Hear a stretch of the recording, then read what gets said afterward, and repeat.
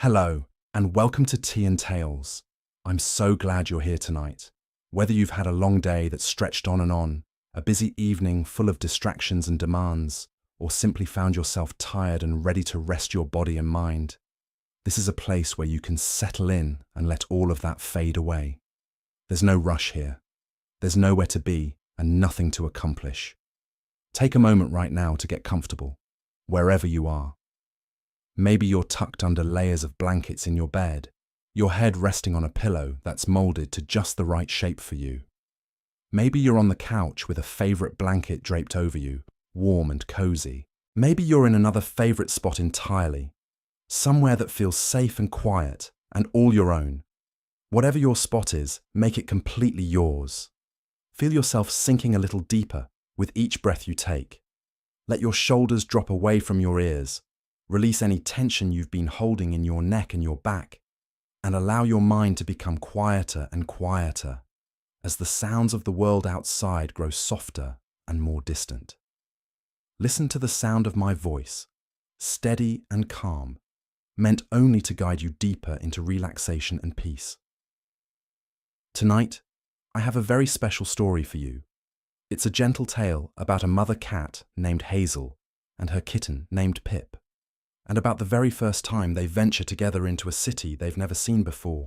This is a story about curiosity and comfort, about the courage it takes to explore something new when you're small and uncertain, and about the bond between a mother and her child that makes everything feel a little less frightening. The city in this story is warm and welcoming, full of small wonders and quiet corners where one can catch their breath and find peace. As we move through this tale together, you'll discover what it feels like to see the world with fresh eyes, the way a kitten sees it for the very first time. You'll experience the gentle reassurance of having someone you trust by your side as you explore the unknown. So settle in, take a deep breath, and let yourself drift into this world with me. The night is quiet now, and there's nowhere you need to be, except right here, right now, listening to this story unfold. In a small cottage at the edge of a meadow where wildflowers grew in gentle clusters and the grass swayed in the evening breeze, there lived a mother cat named Hazel and her curious little kitten named Pip. Their home was a cozy place, warm and safe, with soft corners where they could curl up together and watch the world from the windows. The cottage had been Hazel's home for many years. She had watched seasons turn in this place, had seen snow pile up on the windowsills in winter and spring flowers bloom in the garden in warmer months.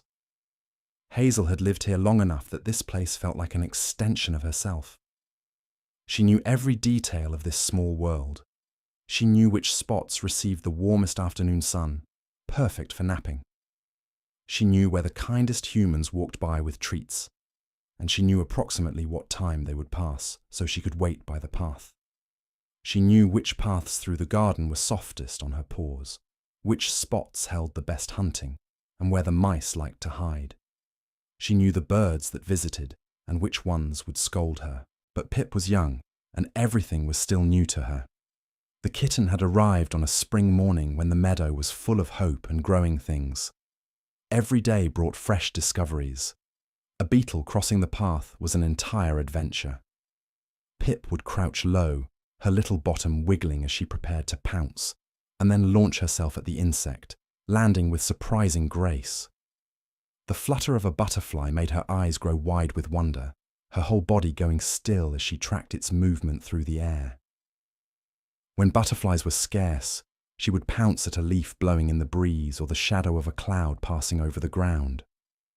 Her small body was full of energy, constantly in motion, constantly discovering. She would tear through the cottage, race through the garden, tumble over soft grass. She would climb and jump and behave in the way young kittens do when the world is brand new and full of possibility. And while Pip played, Hazel watched with patient, knowing eyes. The mother cat remembered her own youth, remembered that hunger to explore. She knew that with patience and presence, that curiosity would be shaped into wisdom. Oh, one morning, as golden light filtered through the cottage windows in those slanting rays that only happen early in the day, Hazel and Pip sat together on their favourite window seat. This window seat was a special place, padded with cushions that Hazel had carefully arranged over the years. It faced south, catching the best light and the best warmth. From here, one could see out into the world beyond the cottage walls. The view from this window looked out onto the meadow, stretching far and wide, an expanse of grass and wildflowers, and gentle rolling hills. The meadow went on for what seemed like forever to a young kitten, but if you looked carefully beyond the meadow, if you peered toward the horizon, where the furthest hills rose up against the sky, you could just see something more, the faint shimmer of something beyond, something that looked like it might be made of glass and light and all sorts of things Pip had never encountered before. Some mornings there was a haze there, making it difficult to see. Other mornings, when the light was just right, you could make out shapes and structures, could see the glint of something metal catching the sun. The city was far away, separated from their cottage by the entire breadth of the meadow, but on quiet mornings like this one, when the air was still and the world was peaceful, you could almost hear its soft hum travelling across the distance. It was a sound like far-off traffic, like the murmur of many humans living and moving together, a sound that carried on the wind. It was on one such morning that Pip truly noticed it. The kitten's small nose pressed against the glass as she watched clouds drift across the sky. She had been chasing the shadows they cast when she suddenly paused and pointed her attention outward, beyond the meadow, to that distant shimmer. She watched it for a long moment, her tail curling around herself. Then she turned to her mother with eyes full of questions, eyes that seemed to be asking 1,000 things at once. "What's that glow beyond the hills?" she seemed to ask. "What are all those lights? Is it something we can reach? Is it something we could explore?" Hazel had been resting, her eyes half closed in the warmth of the sunlight, when she felt her daughter's attention shift. She opened her eyes and looked at her kitten, then followed her gaze out toward the distant shimmer. A long moment passed. Then Hazel sighed softly, the kind of sigh that comes from remembering something you haven't thought about in a very long time. A sigh that carries memory and emotion and a kind of wistfulness. "That, my dear, is the city," Hazel said, her voice gentle. "It's a place where many humans live together in houses stacked closely against one another, where there are lights that shine even when the sun goes down, where there are shops full of interesting smells and sounds, and people walking along paths together. There are sidewalks made of hard stone, and vehicles that move quickly from place to place. There are tall buildings that reach up toward the sky, and windows that glow at night. It's a place full of activity and energy and discovery." Pip's ears perked up immediately, her curiosity visibly sparking. The kitten turned to look at her mother, her eyes wide. "Have you been there?" she asked, her voice small and curious. "Have you really been all the way to the city?" Hazel looked at her daughter and smiled, a smile that held memories within it. "A very long time ago, before you were born, I lived in the city for a short while," she said. "It was exciting and sometimes overwhelming. There were moments when I felt frightened by all the noise and the crowds. But there was also a kind of magic to it too. I watched humans from different parts of the world. I saw things I'd never seen before. I learned to navigate streets and avoid dangers I didn't know existed. When I was younger and braver, I wandered those streets and learned things I never would have learned here in this quiet place. I grew in ways that changed me forever." Pip climbed into her mother's lap and curled up, settling into that warm and familiar space. But even as her small body relaxed, her mind was spinning with questions and possibilities. Descriptions of the city seemed to sparkle in her imagination, taking on an almost magical quality. She pictured tall buildings with windows that caught the light and reflected it in 1,000 different ways. She imagined humans moving back and forth along the streets, each one of them living their own life, carrying their own stories with them. She thought about shops with displays in windows, some holding things to eat, others holding things she couldn't even imagine. toys, perhaps. Ornaments. Things made for human purposes that would seem mysterious and wonderful to a kitten's eyes. It all sounded wonderful and terrifying at the same time. It sounded like something that could change her entirely. It sounded like something she needed to experience. "Could we go?" Pip asked quietly, her voice barely more than a whisper. "Could we go to the city together? Not by myself, because I'm not brave enough for that. But with you, Mother. With you there beside me. Could we go?" Hazel was quiet for a long moment. The mother cat continued to look out at the meadow, at the familiar paths and safe spaces she had grown to know intimately over the years. Going to the city would be an adventure, yes, but it would also mean leaving behind the comfort of their home, at least for a little while. It would mean navigating crowds and unfamiliar spaces. It would mean exposing her kitten to noise and chaos, and things neither of them could predict. For a kitten as young as Pip, it could be overwhelming. It could be frightening. Hazel wanted to protect her daughter, wanted to keep her in this safe bubble where nothing could hurt her. But Hazel also remembered what it had felt like to be young and curious, to want to see the world beyond her small corner of it. She remembered the hunger for exploration, the restless need to understand what lay beyond the boundaries of home. She remembered the joy of discovery, the thrill of encountering something new and strange and wonderful, and the way it had changed her understanding of everything. She remembered who she had become because of those experiences. She knew that some things, some kinds of growth, could only happen through gentle exposure to the wider world. "Maybe," Hazel said finally, stroking her daughter's soft fur with her paw in gentle, soothing motions. "Someday soon, perhaps we could take a trip together. Just for an afternoon, just to see what it's like for ourselves. We wouldn't stay long. We'd time it carefully, going during the quiet hours, when there aren't too many people about, when the city feels a bit calmer. And we'd stay together the whole time. We wouldn't separate, not for a moment. I wouldn't let anything happen to you. I promise you that, my dear." Pip felt her whole body relax at these words. Her mother would be with her. That was the key thing. That was what made everything feel possible. That made even the scary things seem manageable and survivable. She curled up tighter against her mother's warmth and looked out the window once more at the distant glow of the city. She could almost feel it calling to her, inviting her to come and discover all the wonderful things it held.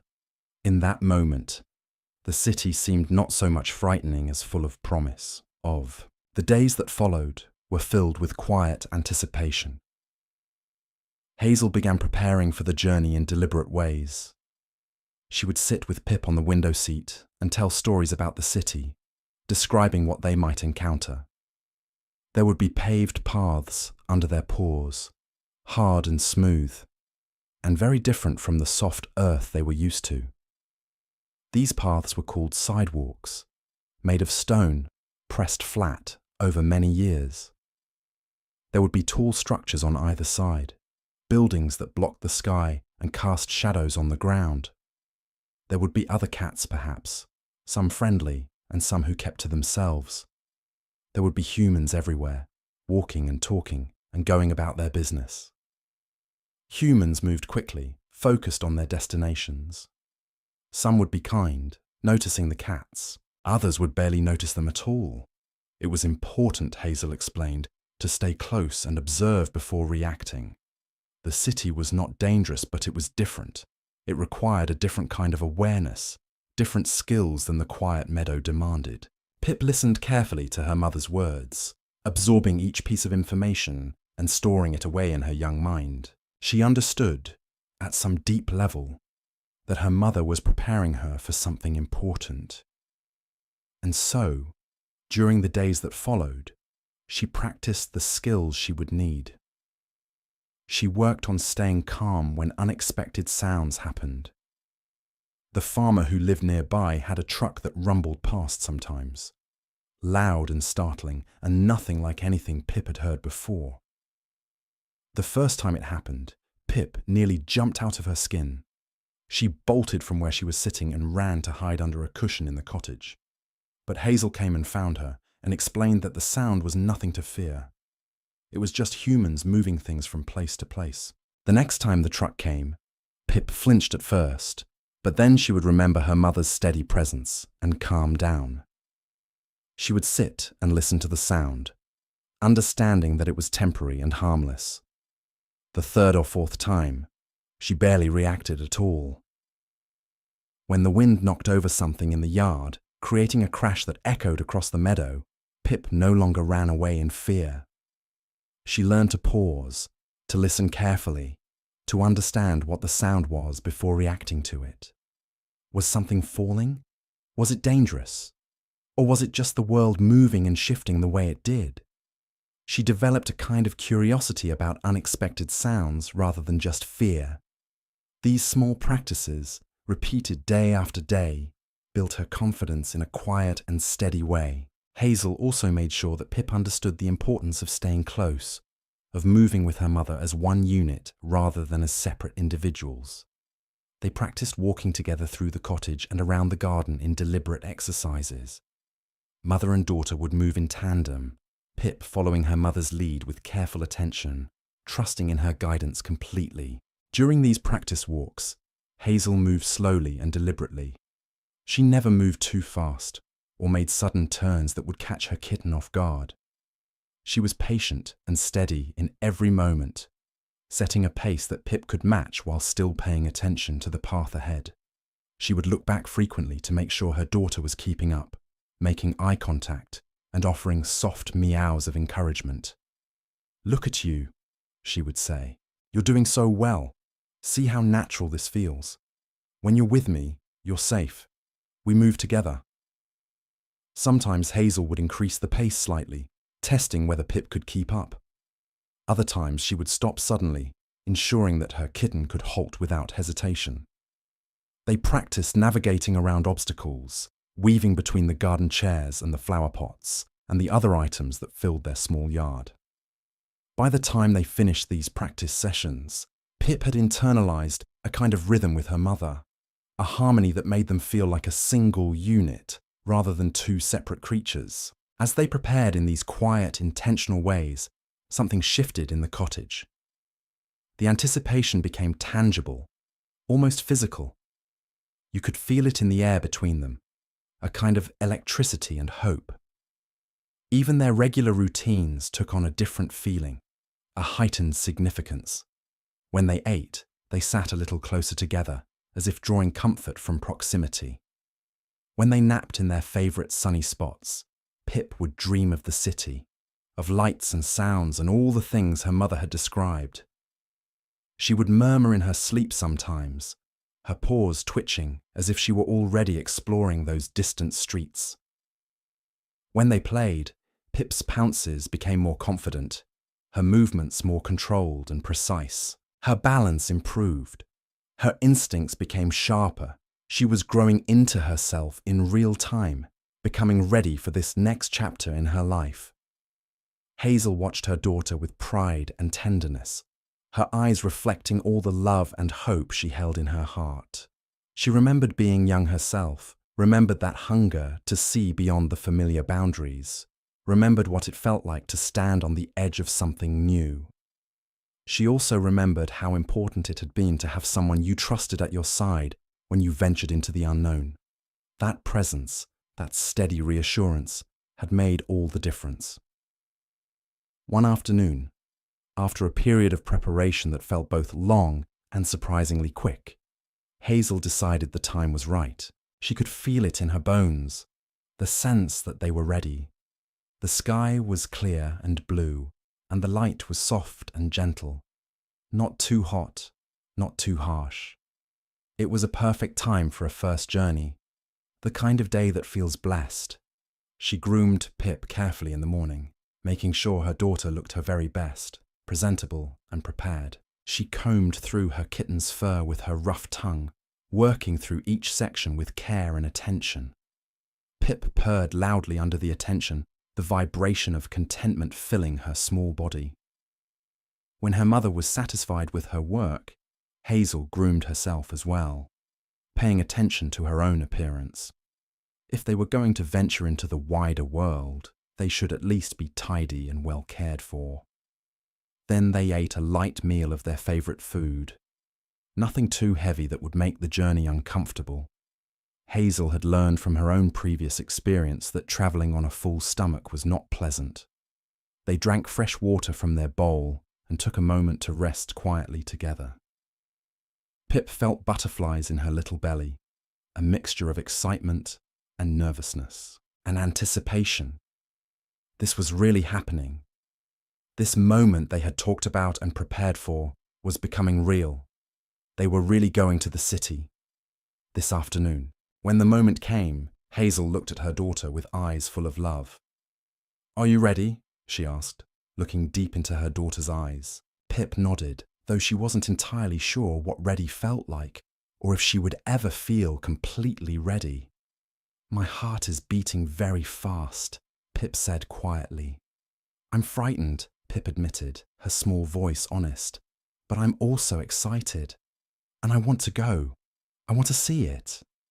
"That," Hazel said with a gentle smile that seemed to contain the warmth of the sun, "is exactly the right way to feel. Courage isn't the absence of fear, my dear. Courage is moving forward even when you're afraid, because you trust that it's the right thing to do. And you can trust me. I will be with you every step of the way." When Pip was ready, they moved together toward the door of the cottage, the door that led to the outside world and to everything beyond. Hazel pushed it open with her head, and the afternoon light spilled in around them. The afternoon was warm, and the scents of the meadow surrounded them like a familiar embrace. The smell of growing grass and wildflowers, the scent of earth warming in the sun, the fragrance of the air itself. Hazel paused on the threshold for a moment, taking in the familiar sights and smells of home, imprinting them into her memory. It would be here when they returned, she knew with certainty. The meadow would still be waiting, the same as always, solid and eternal in its quiet way. But they were about to step into something new, something that would change how they understood the world, how they understood themselves. She reached back and touched her nose to Pip's forehead in a gesture of reassurance and love. "You are brave," she seemed to be saying. "You are ready." Then together they stepped forward into the afternoon, leaving the safety of the cottage behind them. The path that led away from their cottage and toward the distant city stretched before them, winding through the meadow, and then, eventually, leading to a small road that would take them to the place Pip had only imagined. The kitten walked as close to her mother as possible, their bodies nearly touching as they moved forward. The familiar path through the meadow felt different today. The grass seemed taller, the sky wider. Everything felt significant and important. As they walked, the familiar sights of home gradually began to change around them. The tall grass of the meadow, which had felt like their entire world just moments before, began to give way to shorter, more cultivated plants. They passed the areas they knew, moving beyond their usual boundaries. They approached the farmer's fields where crops grew in neat rows, row after row of green plants reaching toward the sun. They saw a few other cottages in the distance, homes like theirs, but not quite the same, each one with its own character and style. The sounds changed too as they moved. The quiet murmur of the meadow, with its insects chirping and rustling leaves, was gradually replaced by something new, a distant hum. The hum Pip had heard from the window on quiet mornings. It was growing louder as they approached, becoming more real with each step they took, more concrete and less like a dream. As they walked, Hazel pointed out small things to her daughter, offering guidance and reassurance with every new sight. "See that bird?" she would say, gesturing with her tail toward a sparrow perched on a fence post, observing the road below. "He doesn't seem frightened of us. You can watch him if you want. Study how he moves. but we don't need to chase. See how that human is walking by themselves. They're so focused on the path in front of them, so absorbed in their own thoughts and their own destination, that they probably won't even notice us if we stay to the side. We're small and quiet. We can move through the world without disturbing it. Look there, at that pile of leaves.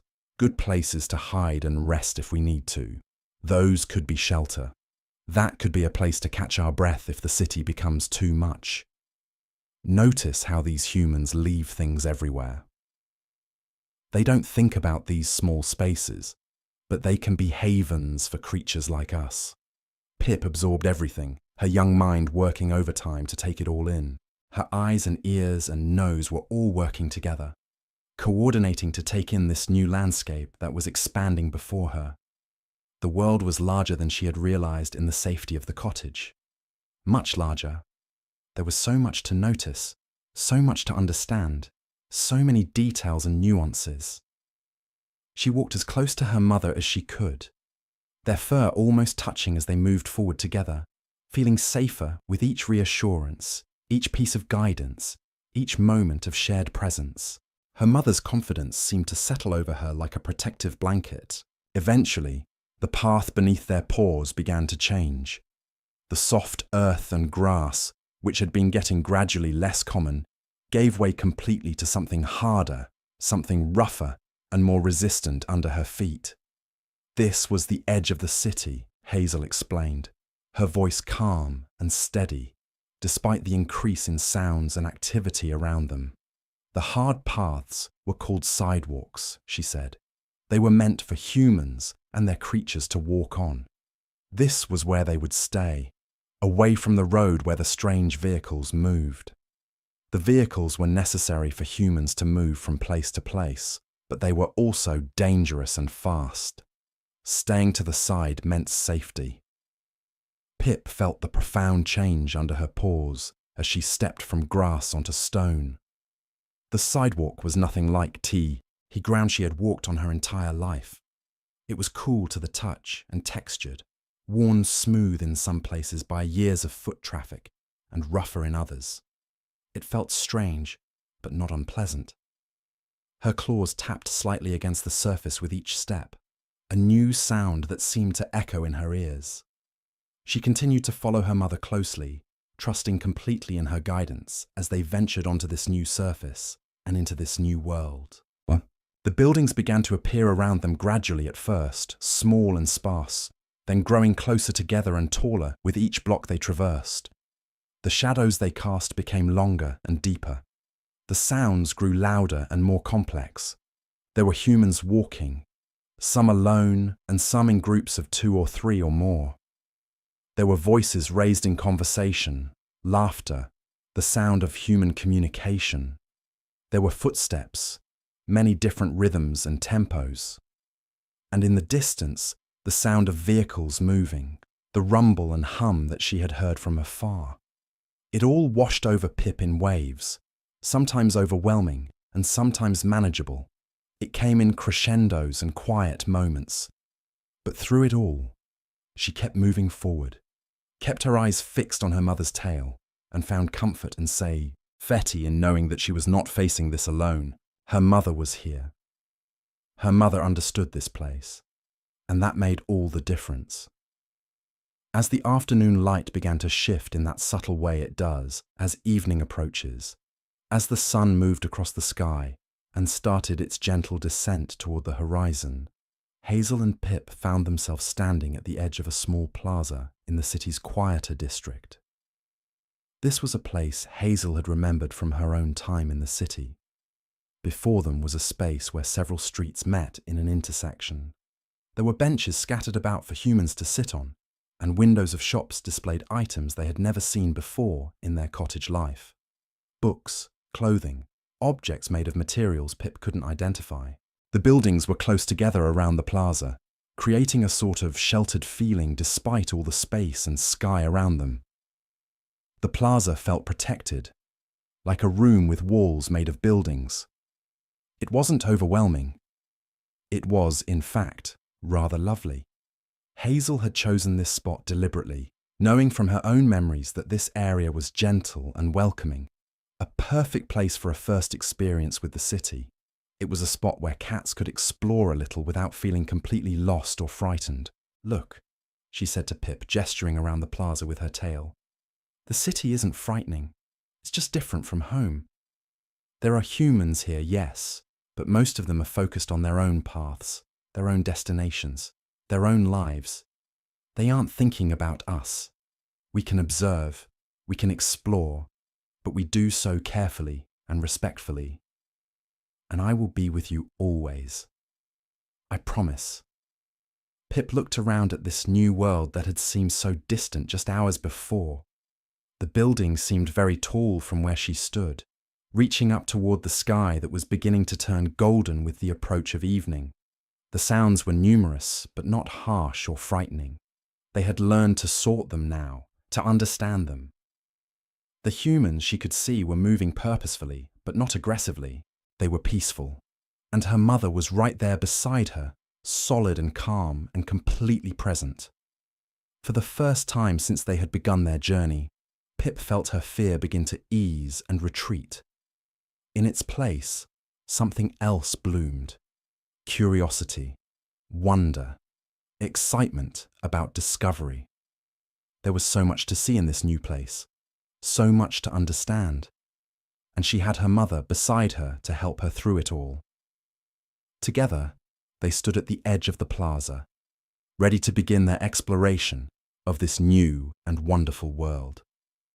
Pip took her first small step into the plaza, her paws making soft clicking sounds against the stone beneath her.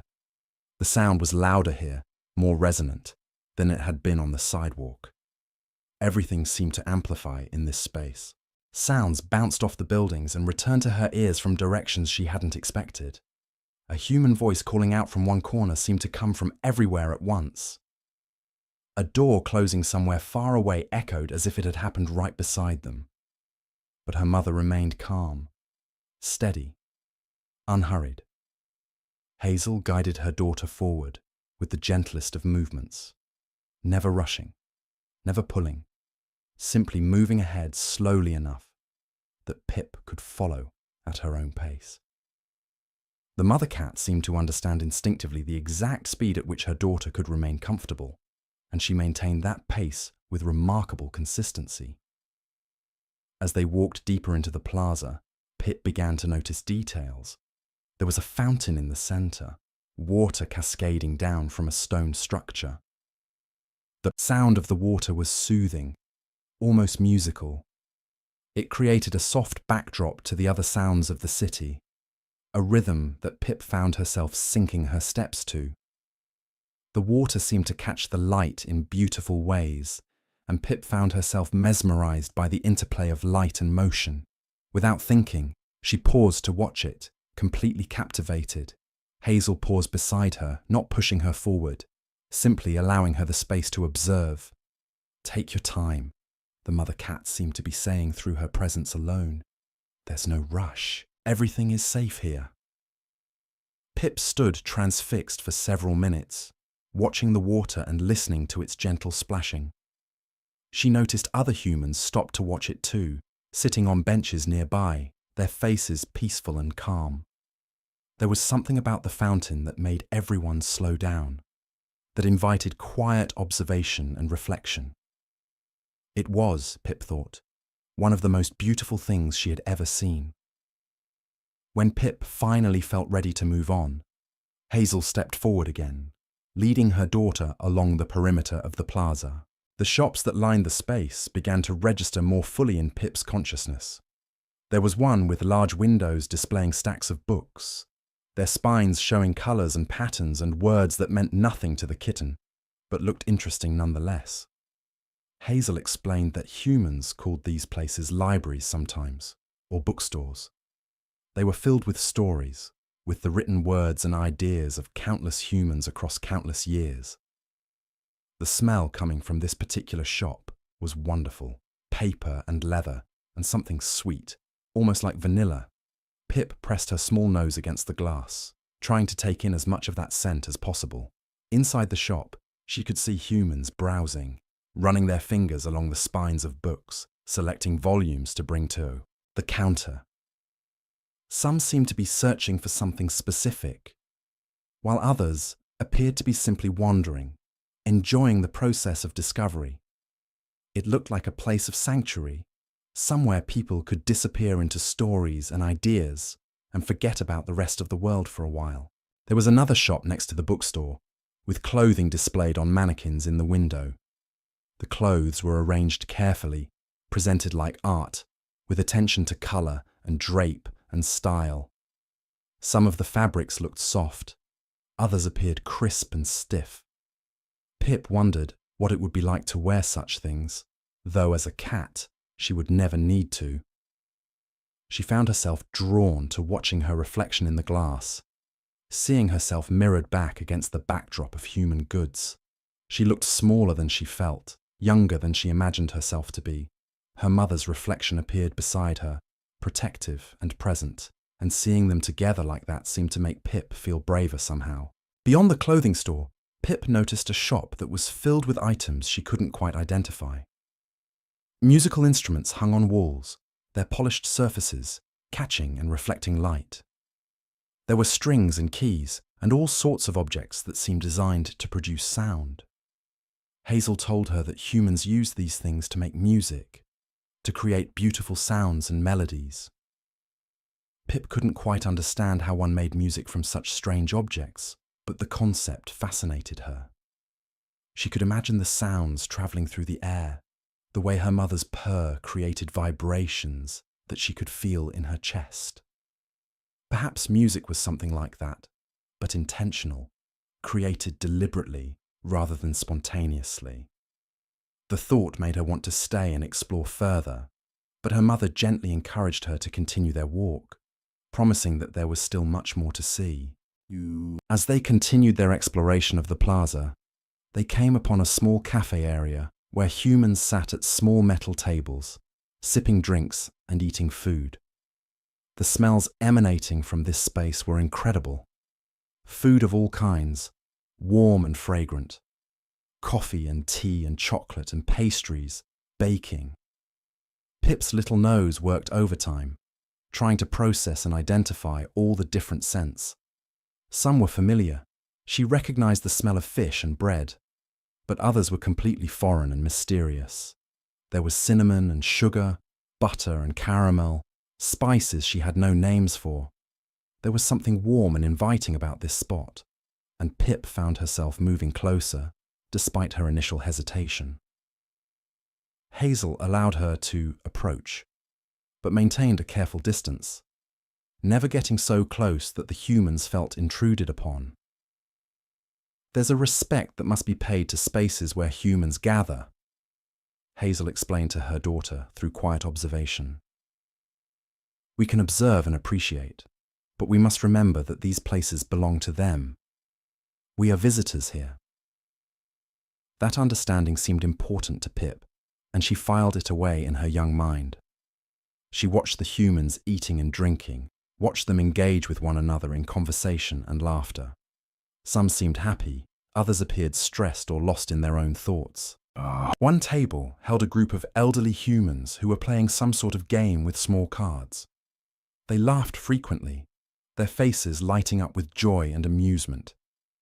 Another table hosted a couple who sat very close together, holding paws, completely absorbed in each other's presence. A young human was sitting alone, reading from a thin device that glowed with light, occasionally sipping from a steaming cup. Children at another table were eating pastries, their faces covered with crumbs, their energy boundless as they talked rapidly and moved constantly. It was fascinating to Pip how much emotion and complexity existed in these ordinary moments, how much feeling humans carried around with them in their bodies and their expressions. Each person seemed to be living their own complete life, with their own stories and worries and joys. The plaza was simply the stage where all these different lives intersected and moved past one another. By now, the sun was lower in the sky, and the light had taken on that golden quality that comes in the late afternoon. The plaza seemed to glow in the warm light, The shadows of the buildings grew longer, creating patterns of light and dark across the stone surface. The temperature had cooled slightly, and the air carried a different quality now than it had earlier in the afternoon. Pip realized she was getting tired. The nervous energy that had sustained her through their initial exploration was beginning to wane, and her body was reminding her that she had done a lot of walking today. Her little paws were starting to feel tender against the hard stone, and her eyes felt heavy. But rather than feeling disappointed or defeated by this tiredness, she felt something else entirely. She felt proud. She had done something brave today. She had ventured beyond everything familiar and discovered that the world was bigger and more beautiful and more complex than she had imagined from her cottage window. She had experienced fear and pushed through it. She had learned new things. She had grown. And she had done it all with her mother's steady presence beside her, a constant reassurance that she was safe, that she was not alone. Hazel seemed to sense that her daughter was reaching the limits of her energy and comfort. She guided Pip toward one of the benches near the fountain, a spot that felt sheltered and calm. They settled together on the stone surface, Pip curling into her mother's warm body, finding comfort in their closeness. Hazel draped her tail across her daughter protectively, creating a cocoon of warmth and safety. Pip rested her head on her mother's shoulder and looked out at the plaza they had just explored. The experience felt dreamlike already, both incredibly vivid and slightly unreal. Had they really done this? Had they really ventured from their cottage all the way to this city and emerged unharmed and enriched? It seemed almost impossible, yet here they were, present in this space, having lived through this experience. From their bench, they watched the plaza shift as the afternoon turned into early evening. The humans began to move differently, with more purpose and urgency. The afternoon crowd thinned out, and a different kind of evening crowd began to arrive. Some humans were carrying shopping bags, heading home with their purchases. Others seemed to be meeting friends, greeting each other with embraces. The light continued its slow transformation from golden to pink to orange. The buildings around the plaza seemed to hold this light, absorbing it and reflecting it back in warm hues. The fountain continued its gentle splashing, indifferent to the time of day or the movement of humans around it. It would continue its quiet work long after they had left, would continue welcoming and soothing whoever Pau said to watch its waters. Pip felt grateful for the fountain in a way she couldn't quite articulate. It had given her something to focus on, something beautiful to attach her attention to during those first moments of overwhelming sensory input. As darkness began to creep in around the edges of the plaza, as the artificial lights of the city began to illuminate, something magical happened. The buildings around them started to glow from within. Windows that had been opaque glass during the day began to shine with warm golden light. The street lamps flickered on one by one, casting pools of light along the pathways. The entire plaza transformed into a space that felt enchanted, as if the city was revealing a different face now that night was falling. Pip watched in wonder, her tiredness temporarily forgotten in the face of this transformation. The lights were so beautiful, so carefully placed, creating a sense of safety and beauty in the gathering darkness. She had heard her mother describe this before, had imagined it from the cottage window, but seeing it in reality was something else entirely. The reality was richer and more nuanced than imagination could capture. "Mother," Pip said softly, looking up at Hazel, "is this what you saw when you lived here before? Is this the magic you were remembering when you talked about the city?" Hazel looked down at her daughter with eyes full of tenderness and recognition. "Yes," she said, her voice carrying the weight of memory and emotion. "This is exactly what I remembered. The way the city transforms as night falls, the way the lights come on and make everything feel safe and mysterious at the same time. I had forgotten how beautiful it was. I had been away for so long that the memory had started to fade a little. But seeing it again through your eyes, my dear, watching you experience it for the first time. It's bringing it all back. It's reminding me why I fell in love with this place all those years ago. Pip felt tears prick her eyes, though she wasn't entirely sure why. She felt a complicated mix of emotions. She was sad that her mother had had to leave this beautiful place. She was grateful that her mother was here with her now, sharing it. She was proud of herself for being brave enough to experience it. She was amazed at how much the world contained, how much beauty existed in places she had never known about until today. Her heart felt very full. They sat on their bench for a while longer as the city fully transitioned into night. More and more lights came on, until the plaza was almost as bright as it had been during the day, though the light was artificial now, cast in different patterns and directions. The humans began to settle into the evening rhythm of the city. Some were leaving work, heading home. Others were arriving for evenings out, preparing for dinners or entertainment. The cafe area that had smelled so wonderful earlier began to fill up as people sought meals and drinks and company. The whole atmosphere shifted. Where the afternoon had felt open and spacious, the evening felt more intimate, more like a gathering of community and connection.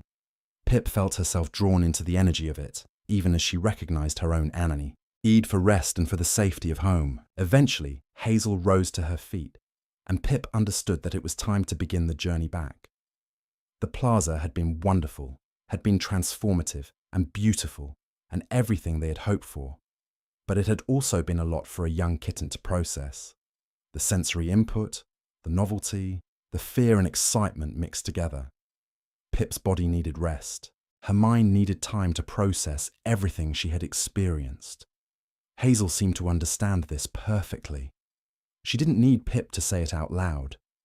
The mother cat could read her daughter's body language, could sense the shift in her energy, could feel when her daughter had reached her limit. And rather than pushing beyond that limit, Hazel honored it. She began to guide Pip back the way they had come, retracing their steps through the plaza toward the streets that would eventually lead them back home. As they walked, the kitten felt a strange mixture of emotions. She wanted to stay in the city, to continue exploring, to experience more of its wonders, but she also desperately wanted to be home, curled up in their familiar nest, with the sounds of the meadow rather than the sounds of the city in her ears. Both desires felt equally strong, pulling her in different directions. She understood, in that moment, something fundamental about growing up and changing. Moving forward meant leaving something behind.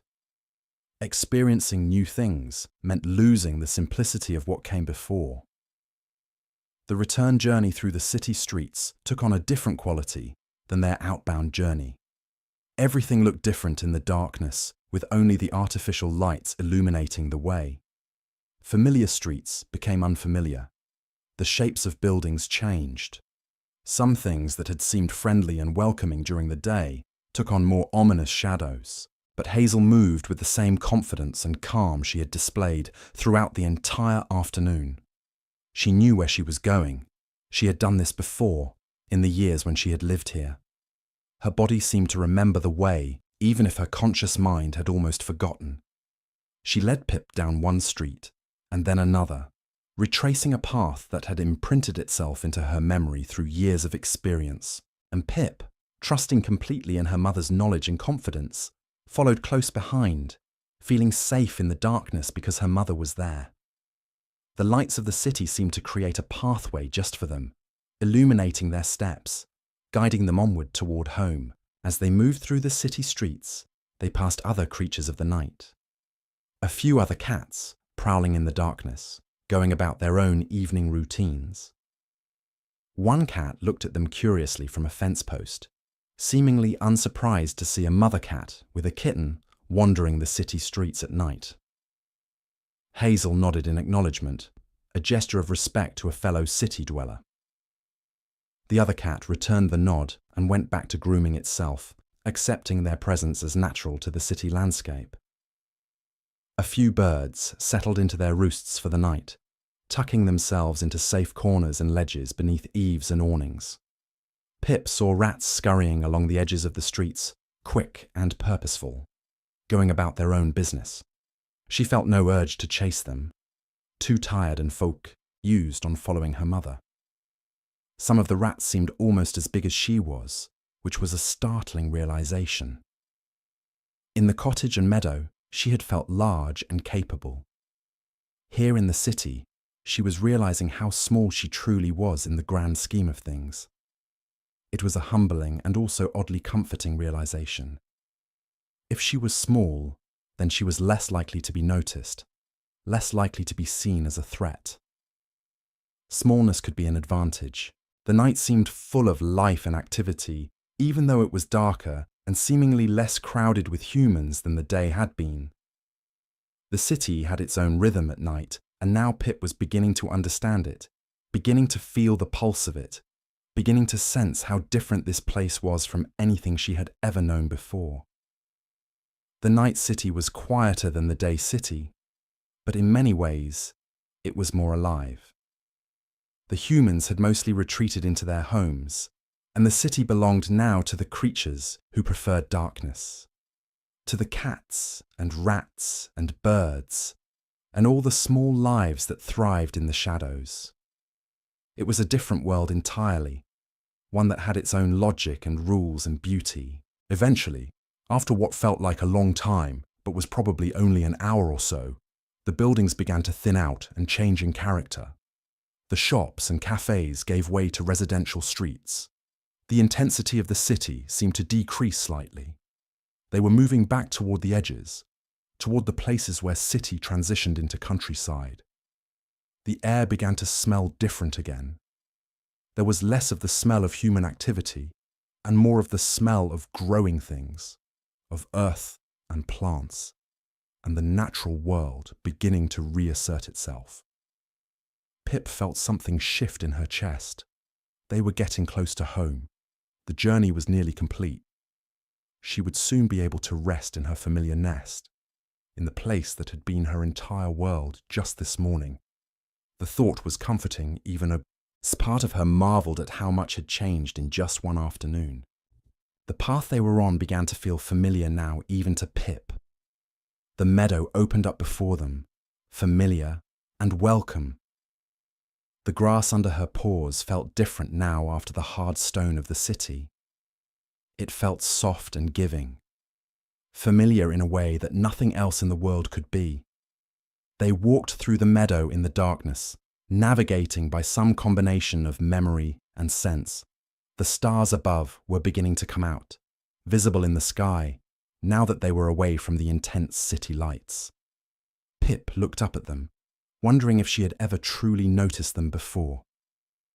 They seemed brighter somehow, more real, more present now that she had experienced the artificial lights of the city. She understood now, at some deep level, the difference between natural light and human-created light. Both had their beauty, both had their place, but there was something about starlight that felt ancient and eternal and true in a way that the artificial city lights, however beautiful, could not quite match.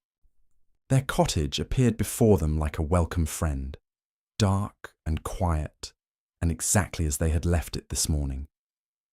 Hazel pushed open the door with her head, and they stepped inside, leaving the night behind them. The interior of the cottage was warm and familiar, smelling like home and safety and everything that mattered. The smell of dried herbs that hung from the kitchen beams, the scent of the cushions and blankets in their sleeping nests, the particular smell of old wood and settled dust that characterized a space that had been lived in and loved for a very long time.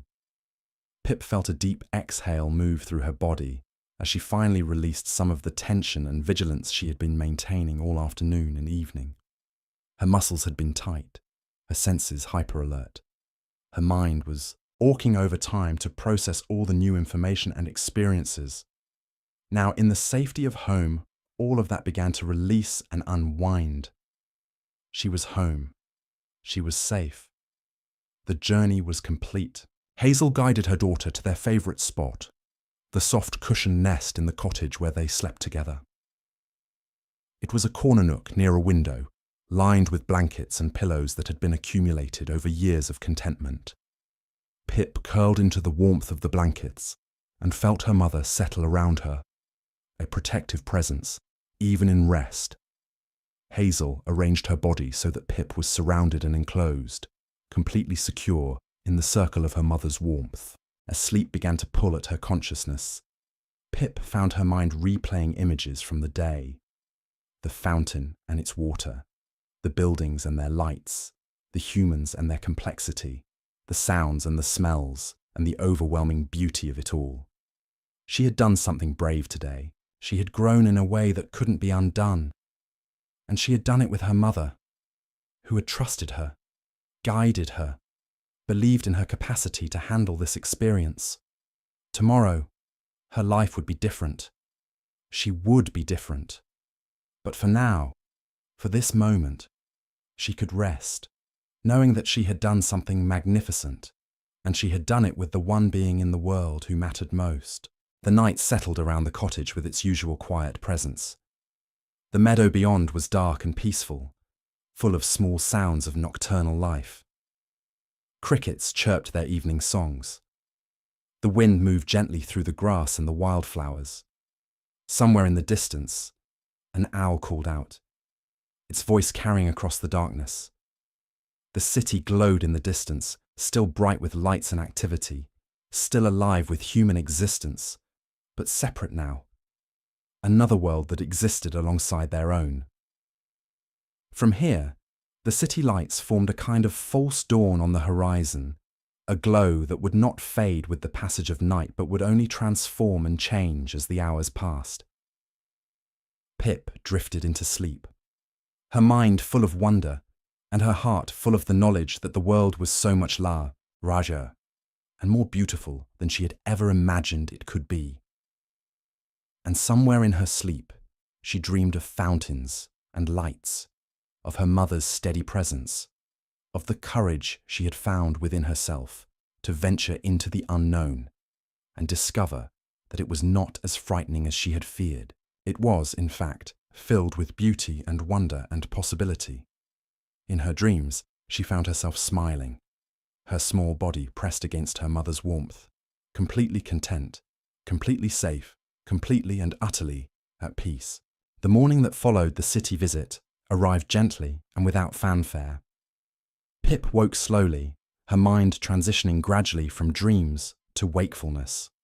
For a moment, everything felt normal and familiar. She was in their usual nest. Her mother was beside her. Sunlight was filtering through the cottage windows. And then the memories of the previous day came flooding back, and Pip's eyes flew open. It had really happened. She had really been to the city.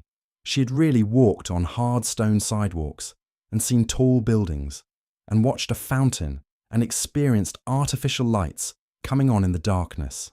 It had not been a dream. It was real. It had happened. She felt different today. Changed somehow.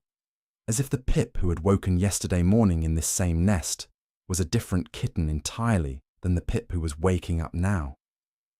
She was older somehow, more aware, more cognizant of the vast world that existed beyond their little cottage and meadow. Hazel was already awake, watching her daughter with eyes full of warmth and knowing. She could see the recognition in Pip's eyes, the dawning understanding that something fundamental had shifted inside her. "Yes," Hazel said softly, "it was real. It all happened just as you experienced it. And you were so brave, my dear. So incredibly brave." Pip nestled against her mother, feeling both the pride of what she had accomplished and the tenderness of her mother's recognition. They lay together for a while, not speaking, simply being present with each other and with the reality of what they had shared. It was enough to just be together, to acknowledge what they had done, to sit with the enormity of the experience and let it settle into their bones. Pip asked her mother countless questions during that morning time together. What was that white substance humans sprinkled on their food at the cafe? How do they know where to go in the city when there are so many streets? Do all the buildings contain humans living inside them, or are some of them for other purposes? Why did the fountain never run out of water? How long have you lived in the city before you came to the cottage? Her mother answered each question patiently, explaining what she could based on her own experience and knowledge. Some things, she admitted, she didn't fully understand herself. The ways of humans remained somewhat mysterious, even after years of observation, but that mystery was part of what made the city fascinating. It was a place where there was always something new to discover, always another layer to peel back and understand. Eventually, as the morning progressed toward full daylight, they rose and made their way through their normal routines. Pip ate her breakfast with a new appreciation for the taste of their familiar food. The flavor seemed richer somehow, more complex and real. Perhaps it was just that she was ravenous from the journey, or perhaps the experience had sharpened all of her senses. She drank water from their bowl and looked out at the meadow with a different kind of understanding. She could see the distant city now, the shimmer of buildings in the far distance, and she knew what lay there. She knew it existed. She had walked its streets. She had seen its lights. She had experienced its beauty and complexity. The knowledge was both wonderful and slightly overwhelming. Her mother had given her a most precious gift, not just an experience, but the knowledge that she was capable of more than she had ever imagined, that she could do difficult things, that she could face fear and move through it, that she could discover beauty in unexpected places. The city was no longer a distant mystery. It was real. It was knowable. It was hers to explore whenever she chose to venture toward it. As the days unfolded following that transformative visit to the city, Pip found herself moving through the world with a different kind of awareness. The cottage and meadow that had once seemed to encompass the entire universe now felt like the center point of something much larger. She could look out the window at the distant glow on the horizon, where the city lights illuminated the darkness, and instead of feeling small and insignificant, she felt connected to something vast and full of possibility. The experience had fundamentally altered her relationship with space and distance. Things that had seemed impossibly far away now seemed reachable, at least theoretically.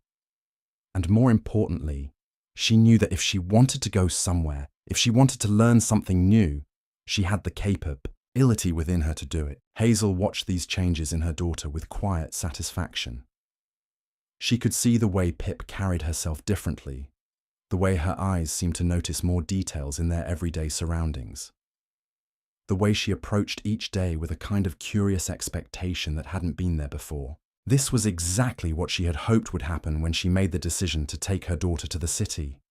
Not so that Pip would become obsessed with leaving or constantly restless for adventure, but so that she would understand her own capacity for growth and change, so that she would know, deep in her bones, that she was stronger and more capable than she had imagined. The gift of that knowledge was something that would serve her for the rest of her life, in ways both large and small. One afternoon, not long after their city visit, Pip found herself exploring the far edges of the meadow, places she had never ventured before. The cottage sat behind her, small and distant, but no longer as the absolute boundary of her world. She moved through the tall grasses with a sense of purpose and discovery that was new. Every rustling sound, every shadow, every unfamiliar scent was something to investigate rather than something to shy away from. She found a small stream that she had never noticed before, its water clear and cold, reflecting the sky above. The sound of it was different from the fountain in the city plaza, more chaotic and energetic, but equally beautiful in its own way. She drank from it, the water cool against her tongue, and felt grateful for this discovery. The meadow, which she had known her entire life, still had secrets to reveal. The stream seemed to come from somewhere further up in the land, flowing down toward the valley where the cottage sat. Pip followed it for some distance, fascinated by how it cut through the landscape, creating its own pathway. The banks were lined with plants that grew nowhere else in the meadow, moss and ferns and flowering things that thrived in the moisture. Small fish darted in the water, too quick for her to catch, and she didn't try. She simply watched them, understanding that they had their own lives and their own ways of surviving. The water made a gentle murmuring sound as it flowed, and she found the sound almost as soothing as the fountain had been, though in a different way. Where the fountain's sound had been contained and organized, the stream's sound was wild and free, responding to the landscape it passed through. She could have stayed there for hours, simply listening and watching and being present with the simple reality of moving water and growing things. As she continued her exploration, Pip found herself approaching the very edge of the meadow, where it began to transition into something else. There were trees here, denser than the scattered ones that dotted the meadow itself. There was a fence at one point, separating their meadow from what seemed to be another property. Beyond that fence, Pip could glimpse a small garden, carefully tended with plants growing in neat rows. She could see an elderly human working in the garden, bending over the plants with a kind of tenderness that reminded her of how her mother moved through the world. The human was unaware of her presence, focused entirely on the work at hand. Pip watched for a long moment, fascinated by the care and attention this stranger was giving to these plants. It was similar to Due. She had observed in the cafe in the city that quality of absorption and dedication to a task. Every human seemed to have their own particular way of moving through the world, their own interests and passions. The human in the garden cared deeply about these plants. That much was clear. Pip wondered what it would feel like to care so deeply about something, to devote time and energy and attention to a pursuit that brought meaning to life. The human was pulling weeds from between the rows of vegetables, setting them aside in a bucket. There was a gentle, methodical quality to the work.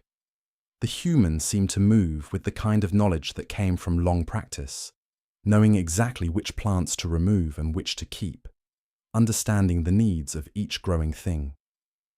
Occasionally, the human would pause and step back, surveying the garden with what seemed to be both satisfaction and gentle critique. There was so much to learn just from watching, Pip thought. The human was teaching her something without even knowing it was happening.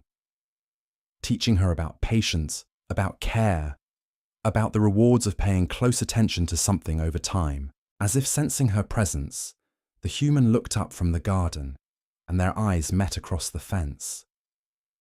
For a moment, there was a pause. Pip felt a small flutter of nervousness, but she did not run. She held her ground, meeting the human's gaze with calm curiosity.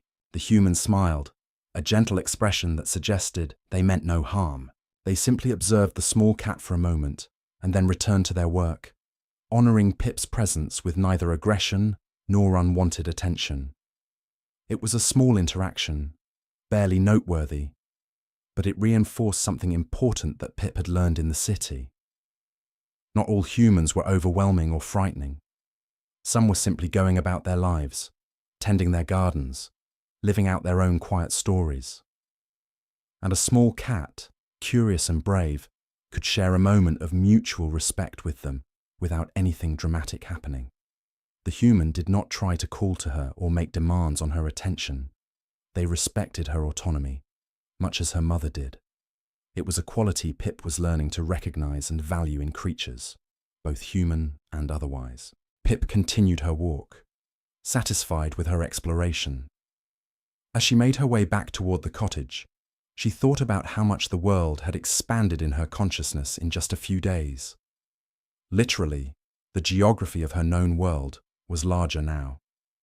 She had seen streets and buildings and plazas.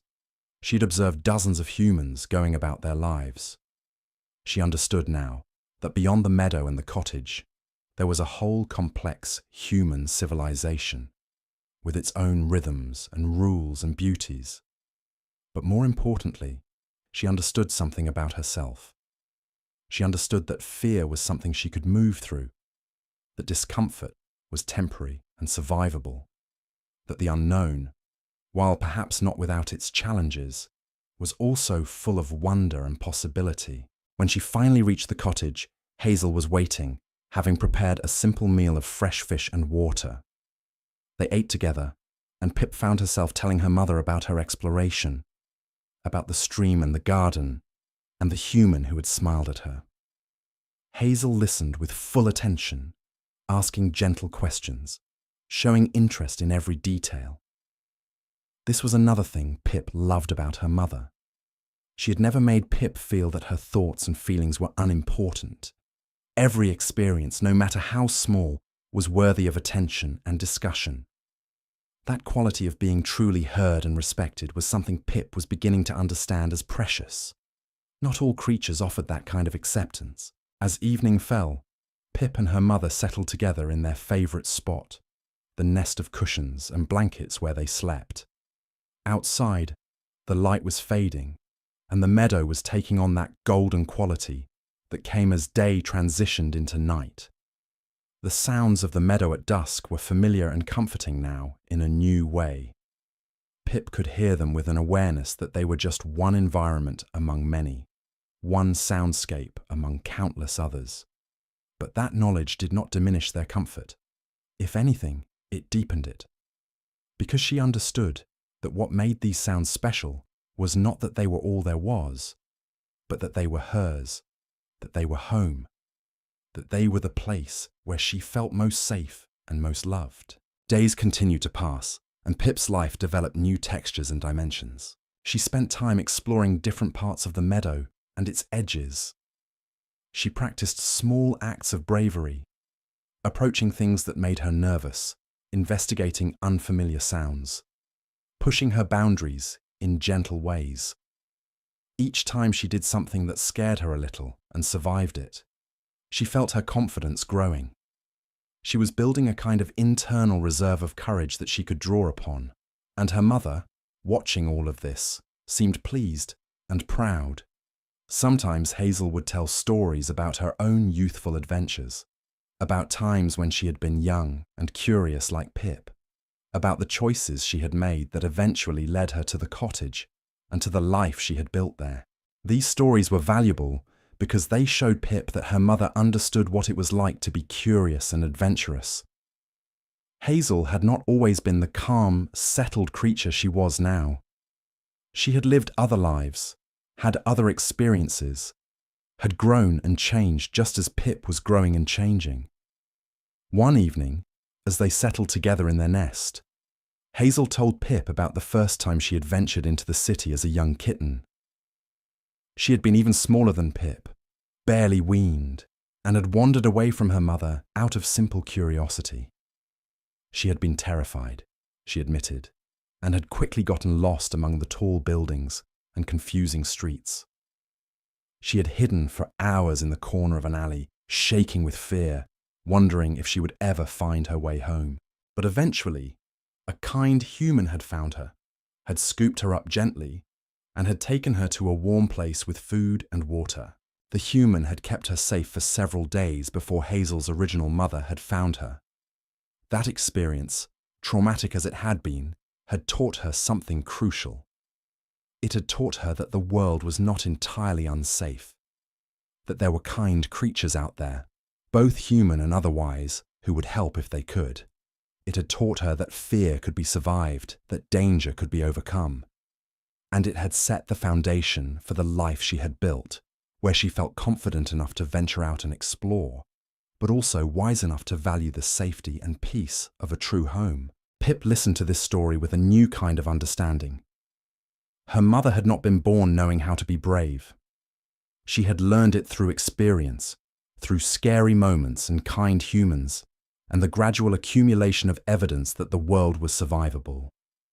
And now she was passing that understanding on to her daughter, giving her the gift of that knowledge through both direct experience and through the stories of her own journey. It was a profound kind of love, the kind that did not try to keep a child small and safe forever, but instead tried to equip them with the tools and knowledge they would need to navigate the world on their own. One morning, about 2 weeks after their city visit, Pip woke to find that the quality of light in the meadow had changed. Summer had been gradually giving way to autumn, but now the shift seemed more pronounced. The grass was showing more golden tones. The leaves on the trees scattered throughout the meadow were beginning to turn yellow and orange. The air had a crisper quality, and the nights were noticeably cooler. Pip realized that seasons were passing, that time was moving forward in ways both obvious and subtle. This was another thing the city visit had changed. Before, time had felt somewhat circular and unchanging. Now she understood that it moved in one direction, that things changed and evolved, that the world was dynamic and constantly transforming. The knowledge that seasons won't all turns seemed both sad and beautiful. She asked her mother about this, about how the seasons changed, about what winter would be like, about whether they would leave the cottage or stay. Hazel explained that they would stay, that the cottage was built to withstand winter, that there was something quite beautiful about the quiet, cold months. She spoke about snow, about the way it transformed the meadow into a completely different landscape, about the special quality of light that came with clear winter days. She spoke about the simple coziness of huddling together during the cold nights, about how the limited daylight hours seemed to invite rest and inward reflection. Pip found herself actually looking forward to experiencing winter, to seeing this transformation that her mother described. Each season would be a new adventure, in its own way, a different experience of the world and of the cottage that they called home. As the conversation deepened, Hazel asked Pip if she ever thought about returning to the city. The question hung in the air for a moment. Pip considered it carefully. She did think about the city. She thought about the plaza and the fountain, about the lights coming on in the darkness, about the complexity and beauty of human civilization. But she also loved the meadow, loved the quiet, loved the simplicity and safety of home. Did these things have to be in opposition? Could she not love both? Could she not visit the city again, perhaps, while also being deeply attached to the cottage and meadow? Pip thought that maybe growth meant learning to hold multiple truths at the same time. She could be someone who loved adventure and exploration, and she could also be someone who needed home and safety and quiet moments with her mother. These were not contradictory, they could coexist. Yes, she told her mother. Yes, I think I might want to go again. Not immediately, but someday. There is so much more to explore and discover, but I also love it here, and I love being with you. Hazel nodded, understanding completely. That is as it should be, she said simply. The world is large enough for all kinds of journeys, and home is always there, waiting to welcome you back. They sat together in comfortable silence after that. Two cats with a deep understanding between them, ready for whatever adventures or quiet moments the future might bring. The cottage seemed to settle around them, solid and sure, while beyond the meadow, the distant city lights began to glow as evening approached. And Pip, feeling completely content in this moment, in this space between worlds, between home and adventure, understood that she had been given something truly precious. Not just a single experience, but the knowledge that life was full of possibility and that she had the courage and capability to explore it. That was a gift that would sustain her through all the seasons to come. The days that followed the initial exploration of the meadow's edges brought Pip into deeper contact with the world immediately surrounding the cottage. She began to notice things she had never paid attention to before. There was a path through the meadow that the humans apparently used sometimes, worn into the grass by repeated footsteps. She followed it one afternoon, curious about where it led. It wound through the tall grasses and eventually opened onto a narrow dirt road that seemed to connect the cottage to other human dwellings further away. She could see another house in the distance, white painted wood with a dark roof. She wondered who lived there. what kind of humans they were, whether they were kind or harsh, solitary or social. The not knowing was interesting rather than frustrating. There was something appealing about the mystery of it. Another day, she discovered a small grove of trees that she had somehow overlooked despite living so close to it her entire life. The canopy overhead was thick, filtering the light into a dappled pattern that moved and shifted as the breeze moved the leaves. The ground beneath the trees was soft with fallen needles and decomposing leaves. The smell in this space was earthy and rich, quite different from the smell of the open meadow. It was the smell of things growing and also things decaying, a cycle of life and death and renewal all happening simultaneously in this enclosed space. Small creatures lived here. She could hear and smell evidence of their presence, though most were hiding or else active at different times of day than she was exploring. She found evidence of them. Scat and trails through the undergrowth, nests high in the branches, little cleared areas where small animals had worn paths through the dense vegetation. It felt like a hidden world within the larger world, a secret that she had stumbled upon. She found herself returning to this grove several times, each visit revealing new details and allowing her to become more comfortable in this space. On one visit, she discovered an old tree that had fallen long ago, its trunk rotting and serving as a home to countless insects and small creatures. She lay on top of this fallen log once, stretching out along its length, and felt completely sheltered by the surrounding trees and vegetation. It was a different kind of safety than the cottage provided. Not the safety of walls and familiar objects, but the safety of being concealed, of being hidden, of being part of the natural landscape rather than separate from it. Her mother seemed pleased by these discoveries, even though none of them were dramatic or dangerous. Hazel understood something important about her daughter's development. The grand adventure to the city had been one kind of growth experience, but what Pip needed now was time to integrate that experience, to gradually expand her comfort zone in smaller, more manageable ways. The grove and the path and the distant houses were all part of that process. Each one was a step further out into the world, but each one was also still close enough to home that Pip felt safe. This was how growth actually happened, through a gradual expansion of what felt possible and what felt safe, with each step building confidence for the next. Pip also began to pay more attention to the creatures that shared the meadow with her. She had always been aware of their presence at some level, but now she began to study them more carefully. There were birds of various kinds, and she started to recognize their calls and understand which ones were morning singers and which were more active in the evening. The blackbirds with red shoulders had a particularly distinctive call, sharp and clear, that always seemed to punctuate the early morning moments. The smaller brown birds were quieter, more tentative in their songs, as if they were still uncertain of their right to make noise. There were rabbits that frequented the meadow, and she watched them bound through the grasses with a kind of joy in their movement that seemed uncomplicated and pure. The way they moved was so different from the way cats moved, all explosive energy and quick directional changes, whereas cats moved with fluid grace and calculated precision.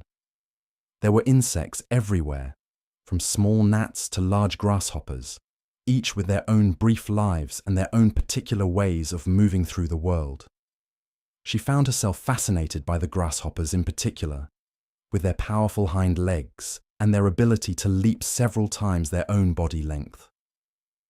She wondered what it would feel like to move like that, to have the ability to propel oneself through the air so dramatically. Before the city visit, Pip might have seen all these creatures as predator or prey, or simply as part of the landscape. Now she saw them as fellow inhabitants of this space, living out their own experience of existence, each worthy of respect and attention. The meadow was not just a place where Pip lived. It was a whole ecosystem, a complex web of relationships and interactions, all interdependent, all necessary to the functioning of the whole. One afternoon, she came upon a young rabbit, smaller than most of the others, caught in some grass in a way that suggested it might be tangled or injured. Pip approached carefully, thinking about what her mother might do. The rabbit, sensing her presence, froze in terror, its eyes wide and its body rigid. Pip stopped a distance away, making herself smaller and less threatening. She made a quiet chirping sound that her mother had taught her, a sound that was meant to convey gentleness and non-threat. Slowly, the rabbit's terror seemed to ease slightly. It stopped struggling against the grass. Pip moved slowly to the side of it, and with very gentle paws, she helped to untangle the young rabbit from the grass that had caught in its fur. The whole interaction took only a few minutes, but when it was done, the rabbit was free. It hopped away quickly, but before it did, Pip could have sworn it looked back at her with something like gratitude, or at least with an acknowledgement of what had happened between them. She told her mother about this interaction, and Hazel listened with particular interest. "You showed compassion," she said to her daughter. "You understood that another creature was suffering, and you took action to help, even when it was not necessary, even when the rabbit was not your friend or your family. That is one of the most important things a creature can learn. Compassion is what separates us from simply being driven by hunger and fear. Compassion is what allows for connection and community and care." It seemed to Pip that this might be something her mother had carried with her from her time in the city, or perhaps something she had always possessed and had tried to instill in her daughter. Either way, it resonated deeply. Pip thought about the elderly human in the garden, tenderly caring for the plants. She thought about the humans in the cafe, sharing meals and laughter. She thought about the child on the bench, reading quietly. Each of them was engaged in the world around them with some level of care or attention, and that care seemed to be at least part of what made life meaningful. The understanding that grew in Pip during these days was becoming clearer and more defined. The city visit had not just shown her that she was capable of brave things. It had shown her that the world was full of creatures and humans, each with their own inner lives and their own ways of experiencing existence. And she, Pip, was part of this larger web of life. Her actions mattered. Her kindness or unkindness affected others. Her presence in the world created ripples that extended outward in ways she could not always see or predict. It was both humbling and empowering to understand this. It meant she had responsibility, but it also meant she mattered, that her existence and her choices were significant. By the time another week had passed, Pip had developed a kind of daily rhythm that incorporated both the safety and familiarity of home and the exciting expansion of exploring new areas. She would spend mornings with her mother in the cottage, sharing meals and conversation and quiet time together. In the afternoons, she would venture out to explore, visiting the grove or the path, or various corners of the meadow that still held surprises.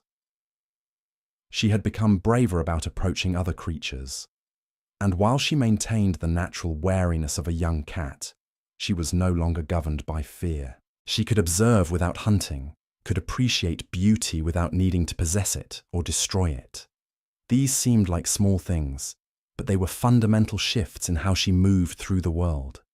She was becoming more fully herself, more integrated, more complete in her understanding of what it meant to be a cat and a daughter and a creature inhabiting a world much larger than her own small self. As evening came on during this period of exploration and discovery, Pip and Hazel would often find themselves on a rise in the meadow that offered a view toward the distant city.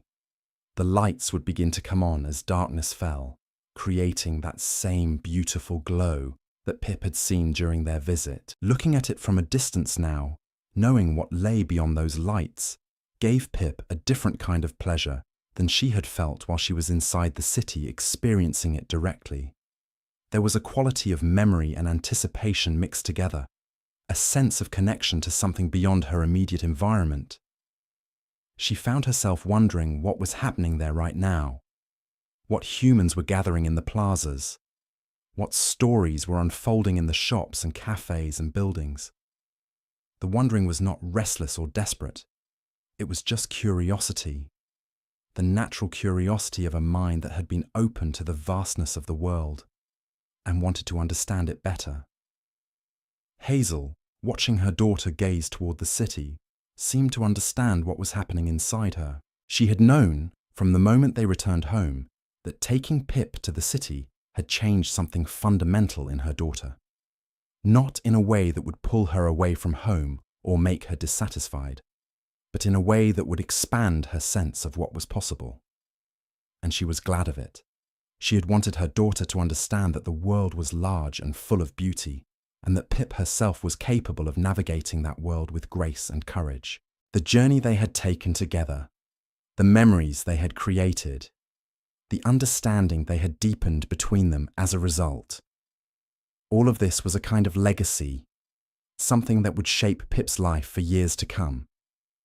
And as Hazel watched her daughter looking toward those distant lights, with wonder and familiarity mixed together, she felt the profound satisfaction of knowing that she had given her child something truly valuable.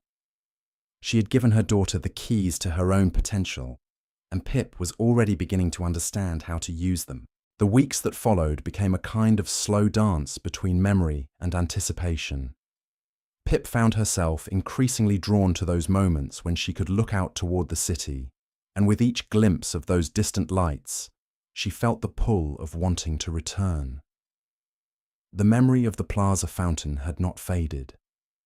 If anything, it had become more vivid in her mind, more detailed, more real in the way that important memories often become.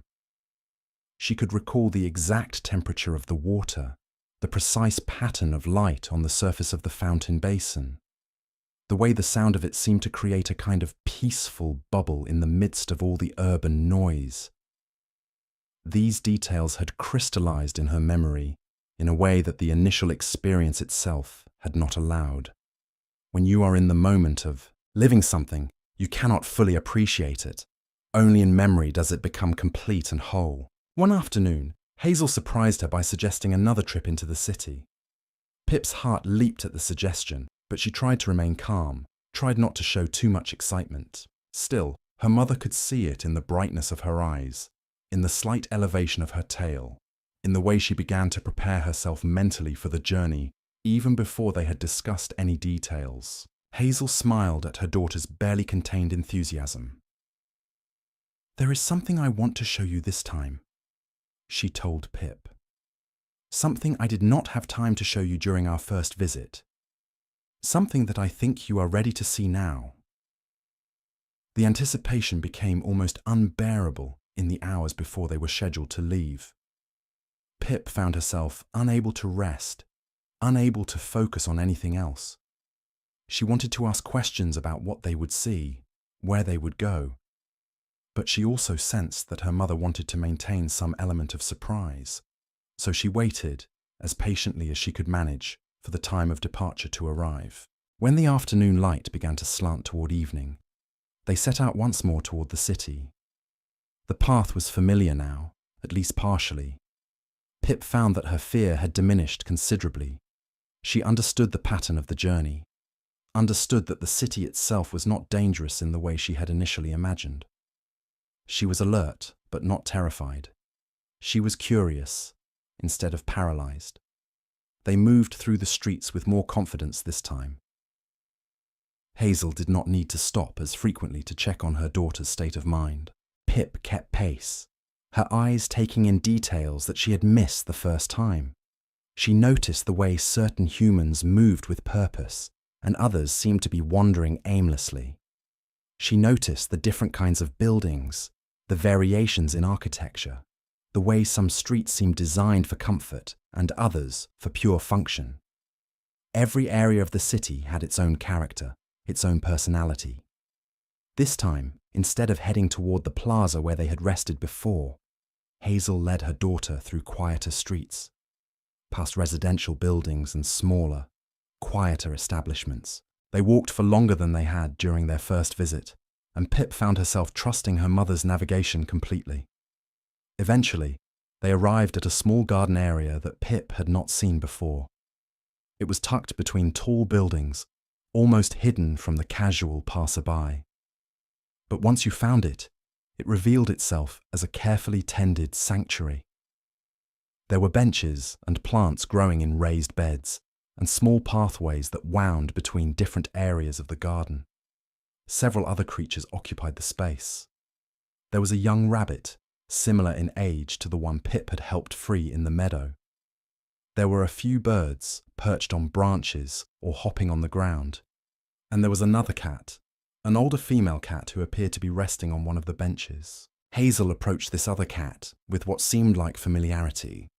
They touched noses briefly, a greeting that suggested they had known each other before. The older cat's name was Sage, and she had lived in the city for many years. She had chosen to make her home in this hidden garden, rather than living in the streets or in human homes. Pip listened as her mother and Sage caught up, sharing stories of their lives, discussing how things had changed in the city and in the wider world. What struck Pip most was how they interacted. There was an ease between them, but also a depth of understanding that came from years of knowing each other. They did not need to explain themselves. They moved between memories and present moment with a fluid grace. Eventually, Sage's attention turned to Pip, and she was introduced as Hazel's daughter, her first journey into the city. Sage looked at Pip with kind eyes that seemed to hold great depths of experience. "You have come to the city for the first time," she said simply. "That is a significant thing. The city teaches us things about ourselves, about what we are capable of, about what we are willing to accept, and what we will resist." Sage offered to show them her favourite spots in the hidden garden. As they walked together, Pip learned that Sage had made deliberate choices about how she wanted to live her life. She had access to human homes, to comfort and guaranteed meals. But she had chosen instead to live more independently, to maintain her freedom while being part of the city ecosystem. She had built relationships with certain humans who left food out for her, and relationships with other creatures who shared the garden space with her. She had created a kind of balance between safety and autonomy that seemed to work for her. "Not everyone would choose to live this way," Sage told them, "and that is as it should be. There are many ways to live a good life. The key is to choose consciously, to understand what you are choosing and why." Pip found herself fascinated by this other perspective. Her mother had chosen a quieter life in the cottage with the meadow. Sage had chosen a more complex urban existence. Neither seemed to regret their choice. Both seemed to be living lives that aligned with their values and their understanding of who they were. Sage led them deeper into the garden, showing them the areas where she preferred to rest.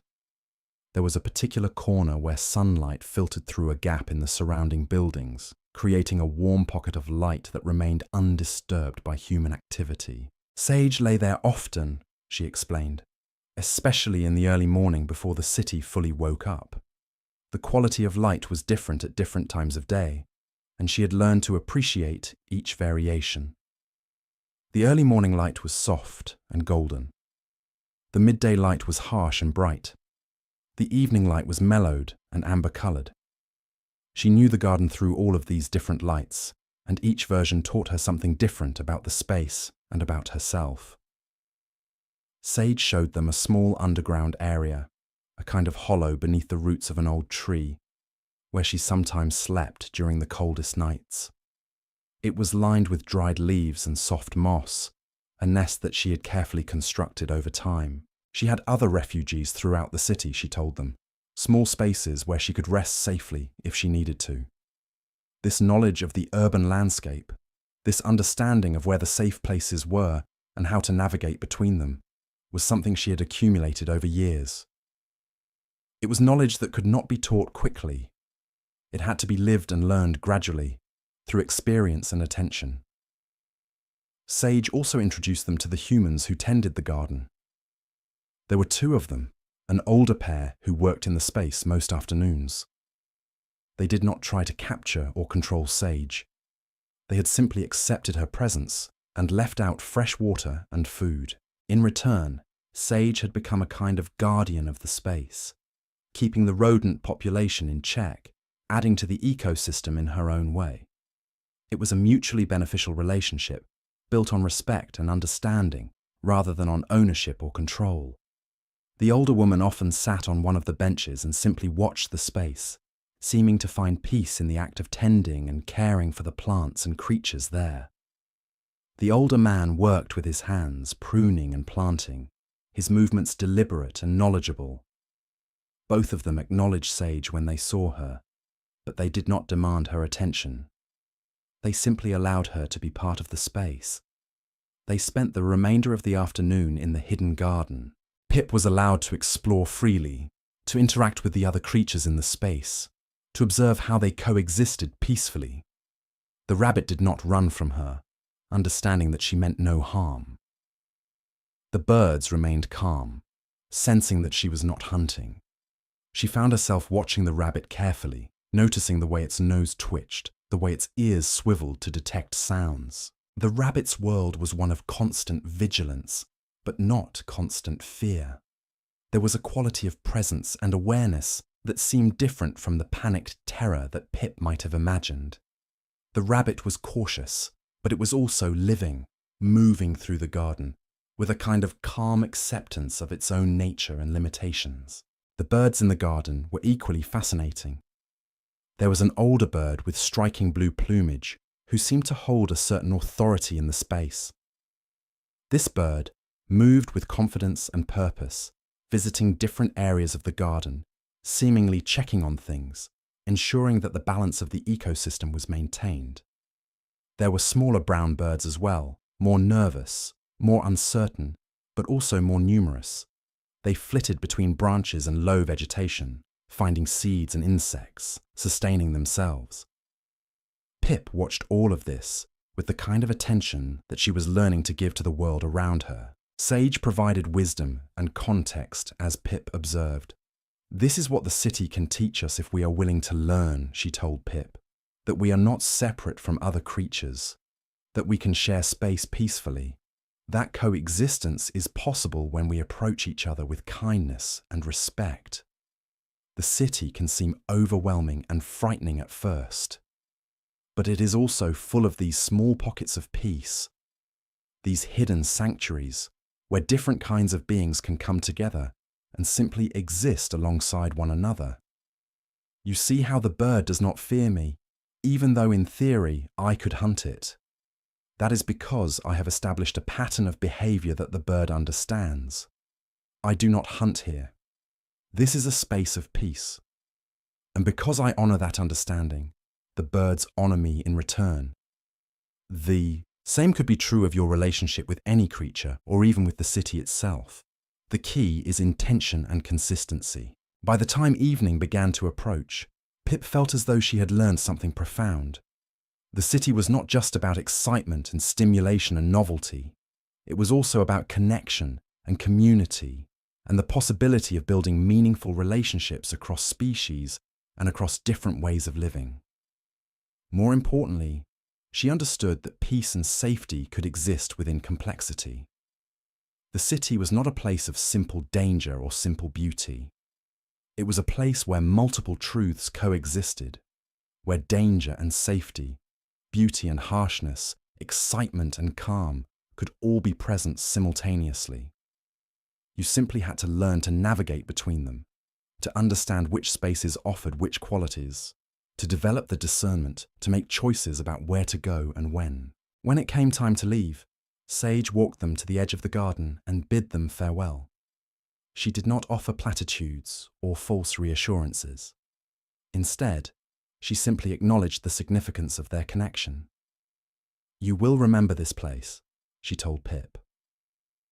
"And you will understand, from this point forward, that there are others like us living in the city, making their own choices, navigating the world according to their own understanding. That knowledge is valuable. It will shape how you move through the world." Hazel thanked Sage warmly, and Pip found herself feeling a kind of gratitude that she could not fully articulate. Something about meeting Sage, about seeing another cat who had deliberately chosen a non-traditional way of living, made the possibilities of existence seem suddenly wider and more varied. You did not have to follow one prescribed path. You could create your own life according to your own values and your own understanding of what mattered. The walk home from the city felt different this time. Pip was no longer operating under the glow of immediate experience. She was instead processing, reflecting, integrating what she had learned. The city still felt vast and complex, but it no longer felt entirely unknown. She had been there multiple times now. She had made connections. She understood that there were creatures living there in various ways, some of whom she might encounter again if she chose to return. The sense of possibility this gave her was both exciting and comforting. She was not trapped. She was not limited to one single way of being. She could choose to spend her life in the quiet meadow with her mother, or she could choose something different. The knowledge that she had that choice seemed to settle into her bones as something fundamental. That night, as she and her mother curled up together in their nest, Pip felt a deep sense of contentment that was different from the contentment she had felt before her first city visit. This was not the contentment of someone who had never experienced anything beyond their immediate surroundings. This was the contentment of someone who had ventured out into the wider world, had experienced both challenge and wonder, and had chosen to return home. She had seen what else existed out there. She understood the breadth of possibility, and she had still chosen this: the small cottage, the familiar meadow, the warmth of her mother's presence beside her. That choice felt significant and meaningful. It was not a choice made from ignorance or limitation. It was a choice made from understanding and appreciation. She loved her home more deeply now because she understood what else existed in the world. The cottage and meadow were precious, not because they were all she had ever known, but because she had chosen them after experiencing alternatives. Her mother seemed to understand the significance of this moment. "We can rest now," Hazel said quietly. "We have done what we set out to do. We have ventured into the wider world. We have learned and grown, and we have understood that home is not a limitation. Home is a choice, and a precious one." Pip agreed silently, feeling the truth of this resonate through her entire being. The city would always be there, glowing on the horizon, a reminder that the world was larger than what she could see from the meadow. But the meadow would also always be here, a place of safety and peace and deep connection. She was not trapped by either. She was free to experience both, to move between them as she wished, to create a life that incorporated the wisdom and wonder of both worlds. As autumn deepened and the seasons began to shift toward winter, Pip continued her explorations of the areas immediately surrounding the cottage. But these explorations now had a different quality. She was not driven by the need to discover whether the world extended beyond what she knew. She already understood that. Instead, she explored with a kind of gentle curiosity, a desire to know deeply the place where she had chosen to make her home. She spent time sitting in the grove of trees, listening to the sounds of the forest. The wind moved through the branches differently as autumn progressed. In early autumn, it had been warm and rustling. As the season advanced, the wind carried a crisper edge, a hint of the cold that was coming. The leaves that had been green began their transformation into gold and red and orange. Pip watched this change day by day, understanding that each day brought the world closer to winter, closer to dormancy and sleep. She walked along the stream regularly, watching the water flow over rocks and around roots. The stream was lower now than it had been in summer. The water that rushed with such force in spring and early summer had become more measured, more contemplative. She could see the bottom of the stream more clearly, could see the small stones and pebbles, could watch the fish moving more slowly, preparing for the cold months ahead. The plants that grew along the banks were drying as well, their vibrant summer growth giving way to brittleness and decay. And yet there was a beauty in this process, a beauty in the way that things were letting go, preparing to rest. She observed the changes as the meadow began to prepare itself for winter. The grass dried and browned. The leaves fell from the trees in waves, creating a golden carpet on the ground. The light began to slant lower across the landscape, creating different patterns of shadow and illumination. The quality of light itself seemed to change as the sun moved lower in the sky each day. The golden light of summer had given way to a more amber-colored light, and that in turn was giving way to a paler, colder light that suggested winter's approach. The meadow was teaching her about impermanence, about cycles, about the way that seasons turned and things changed. But it was also teaching her that there was nothing to fear in these changes. They were natural and inevitable, and they brought their own kind of beauty. One afternoon, she found herself thinking about Sage, about the choice that the older cat had made to live in the city. She wondered if Sage was preparing for winter in some way, if there were challenges that came with living in an urban environment that a cottage dweller did not experience. But rather than feel anxious about these wonderings, she felt connected to Sage through them. She understood that different creatures faced different challenges, lived in different ways, made different choices. The world was large enough for all of these different paths. She thought about the elderly human in the garden across the fence, about the humans in the cafe, about the child reading on the bench. Each of them had their own story, their own reasons for being where they were, their own understanding of what constituted a good life. Pip was beginning to understand that part of wisdom was respecting these different paths without needing to walk them all herself. The conversations with her mother became richer as the season changed. Hazel would tell stories about her own youth, about choices she had made and roads not taken. She would ask Pip questions about her dreams, about what she imagined for her future, about what she was learning from her explorations and observations. These conversations happened in the quiet moments, often in the evening when darkness was falling, and there was nothing to do but be present with each other and with their own thoughts. Pip found that talking with her mother about these deeper questions helped her organize her thinking, helped her understand her own developing sense of self and purpose. On one particularly quiet evening, Hazel told Pip about a time in her own youth when she had considered staying in the city permanently. She had been drawn to the complexity of it, to the constant stimulation, and the sense of being part of something larger than herself. But ultimately, she had realized that what she craved was not the excitement of the city, but the peace of a true home. She had found that here, in the cottage with the meadow, with the ability to live according to her own rhythms rather than the rhythms of the city. But she had never regretted her time in the city, because that time had taught her something essential about who she was and what she valued. It had allowed her to make a conscious choice, rather than a default choice. Pip listened to this story and felt the way, right of its wisdom settling into her understanding. She recognized in her mother's journey something of her own. She too was learning what mattered to her, learning who she was through the act of experiencing different parts of the world. Winter, when it came, brought its own kind of beauty and challenge. The meadow became stark and white, transformed by snow into a landscape that Pip barely recognized at first. The paths she had walked through tall grass now lay buried beneath pristine white. The stream, which she had watched flow freely through the seasons, was now covered with a thin layer of ice.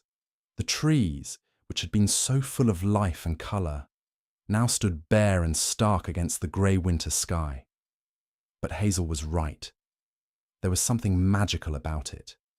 The white expanse seemed to simplify everything, to strip away the visual complexity and reveal the essential structures beneath. You could see the true shape of the land when it was covered in snow, could see the way it rose and fell, could understand its fundamental geography in a way that was obscured by vegetation during other seasons. The cold brought a different kind of alertness, a need to find shelter and warmth that made the cottage feel even more precious and essential. The house, which Pip had always appreciated, now became a sanctuary of warmth and safety in a way that she had not fully understood before. She understood now why her mother valued the cottage so deeply.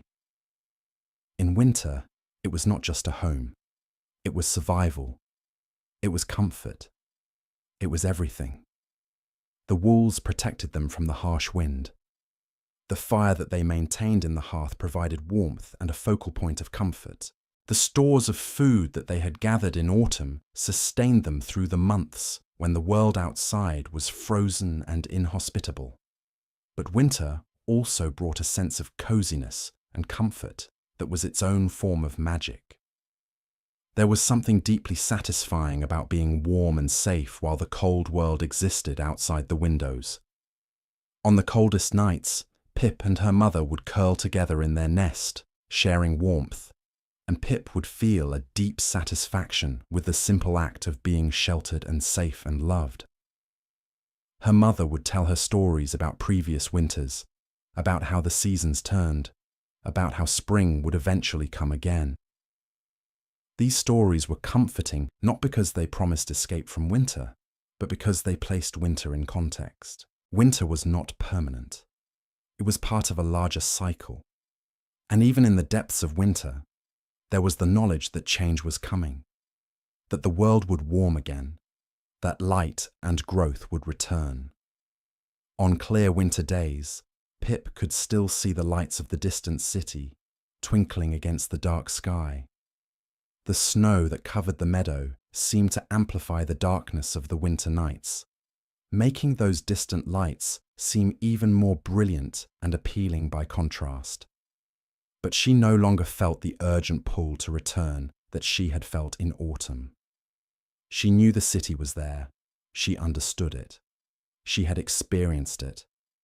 And she was content for now to remain in her home, to deepen her knowledge of this particular place, to enjoy the particular peace that winter brought. She thought often of Sage, wondered how her friend was faring in the city during the cold months. Was Sage's hidden garden providing enough shelter? Was the food still being left out by the kind humans? Pip hoped so. She felt a connection to Sage now, a sense of kinship that transcended their very different life choices. They had both chosen their paths consciously. They were both living according to their own understanding of what mattered. She understood now that growth was not a linear path, that it was possible to expand and explore, and then also to rest and integrate. You did not have to be constantly moving forward. You could circle back, go deeper into places you had already been, allow your understanding to deepen over time. This itself was a kind of progress, though it looked different from the rapid expansion of experience that had characterized her early autumn. Progress could be outward, but it could also be inward. It could be about adding new experiences, but it could also be about deepening and understanding the experiences you had already had. Both forms of growth were valuable. Both contributed to becoming more fully yourself. One night, as Pip was beginning to drift towards sleep, she thought about the journey she had taken. From a kitten who was afraid of the world beyond the cottage, to a young cat who had ventured into the city and survived, who had made connections and learned things about herself and about the world. She thought about all the small moments that had accumulated to create this transformation. The moment when she first saw the plaza fountain. The moment when she helped the rabbit. The moment when she met Sage in the hidden garden. The moment when she understood that she could choose. Each of these moments had seemed important in the moment, but perhaps their true significance was not in the individual moments themselves, but in how they had accumulated to create a shift in her understanding of what was possible. She had become herself through the act of venturing out into the world and returning home. This was the real journey she understood. Not just the physical journey to the city and back, but the internal journey of learning and growing and coming to understand herself more fully. The cottage had shaped her, and the meadow had shaped her, and her mother had shaped her. But the city had also shaped her, and Sage had shaped her. And the fountain and the plaza and the child reading the book, and the elderly human in the garden, and every creature she had encountered had contributed to her becoming who she was. That would be her story, she thought, as sleep finally claimed her. Not one story or another, but the story of learning to hold multiple truths simultaneously, learning to love home and also to explore, learning to be brave and also to appreciate safety, learning to be independent and also to cherish deep connection. Life, she understood now, was not about choosing one of these things or another. It was about developing the capacity to contain them all. It was about expanding to be large enough to hold the complexity and the beauty of existence in all its forms. Morning came, and with it the return to the familiar rhythms of cottage life. The kettle on the stove, the warm tea, the quiet moments with her mother before the day fully began. But these familiar things no longer felt like a limitation. They felt like a foundation, a ground from which she could venture out and to which she could always return. She could hear her mother moving quietly in the kitchen, and she felt a deep gratitude for this life they had built together, for her mother's wisdom and patience, for the safety and love that had allowed her to grow and explore. And she understood that whatever came next, wherever her life would take her, whatever choices she would make in the seasons and years to come, she would always carry this with her. The cottage, the meadow, the memory of the city, the understanding that she was capable and brave and worthy of love.